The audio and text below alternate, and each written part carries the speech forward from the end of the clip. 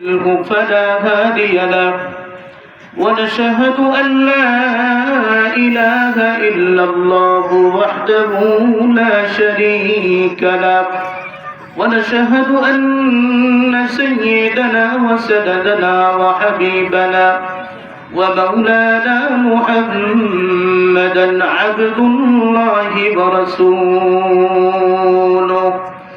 الذي أرسله بالحق بشيرا ونذيرا وداعيا إلى الله بإذنه وسراجا منيرا أما بعد فأعوذ بالله من الشيطان الرجيم بسم الله الرحمن الرحيم وقال الرسول يا رب إن قوم اتخذوا هذا القرآن مهجورا وعن أبي هريرة رضي الله تعالى عنه قال قال رسول الله صلى الله عليه وسلم يا أبا هريرة تعلم القرآن وعلمه الناس ولا تزال آل محمد كما باركت على إبراهيم وعلى آل إبراهيم إنك حميد مجيد بلغ العلا بكماله كشف الدجى بجماله حسنت جميع خصاله বিরুদ্ধেই আল্লাহ রাব্বুল আলামিনের পয়গম্বর হাসরের ময়দানে অভিযোগ করবেন। আল্লাহ আমাদেরকে হেফাজত করেন, নবীদের অভিযোগ থেকে আল্লাহ আমাদেরকে হেফাজত করেন। কোরআন এমন এক কিতাব, যেই কিতাবের ব্যাপারে কোনো সন্দেহ নাই, কোনো সংশয় নাই, ভুল হওয়ার কোনো সম্ভাবনা নাই। এত নির্ভুল নিশ্চিত সত্য যেই কিতাব, সেই কিতাব পড়ার দ্বারা বান্দার লাভ হবে না লস হবে? কি বলেন, লাভ না লস?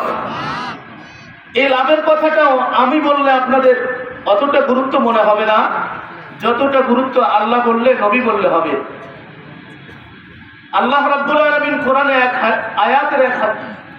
কোরআনে হাকিমের এক আয়াতের মধ্যে বলেন যে কোরআন পড়লে বান্দার জন্য এত লাভ, এত লাভ। কোন মুমিন যদি কোরআন পড়ে তো এর দ্বারা মুমিনের ঈমান বেড়ে যায়। সুবহানাল্লাহ বলবেন না? কি হয় মুমিনের? কোরআন পড়লে মুমিনের কি হয়? ঈমান বাড়ে। আল্লাহ রাব্বুল আলামিন ইরশাদ করেন إنما المؤمنون الذين إذا ذكر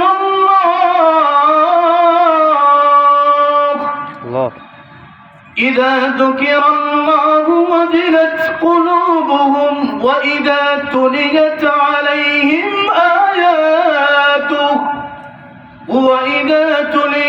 عليهم آياته زادتهم إيمانا। আমার আল্লাহ বলেন নিশ্চয়ই কোরআনুল কারীম এমন একটা কিতাব, যদি কোনো মুমিনের এই কিতাব তিলাওয়াত করে, যদি কোনো মুমিন এই কোরআনের তিলাওয়াত শুরু করে দেয়, যদি কোনো মুমিন এই কোরআনকে বিশ্বাসের সাথে কোরআনুল কারীমের তিলাওয়াত করতে পারে, আমার রব বলেন ওই মুমিনের এত লাভ, ওই মুমিনের ঈমান বেড়ে যায়। আমার আল্লাহ কোরআনে হাকিমের আয়াতের মধ্যে বলেন, ও দোস্ত, আপনাদের কাছে জানতে চাই আমাদের ঈমান বাড়ানোর দরকার আছে না নাই? ঈমান যদি না থাকে বান্দা, তোমার দুনিয়ার এবং আখিরাতের রবের কাছে কোনো মূল্য নাই। এই জন্য আমাদের ঈমান বাড়ানো দরকার, এই জন্য আমাদের ঈমানকে পুঁজি করা দরকার। কারণ আল্লাহ রাব্বুল আলামিন যত জায়গায় পুরস্কারের ওয়াদা করেছেন, সব জায়গায় ঈমান সত্য করেছেন। যত জায়গায় পুরস্কারের ওয়াদা করেছেন, সব জায়গায় রব নেক আমলের ওয়াদা করেছেন।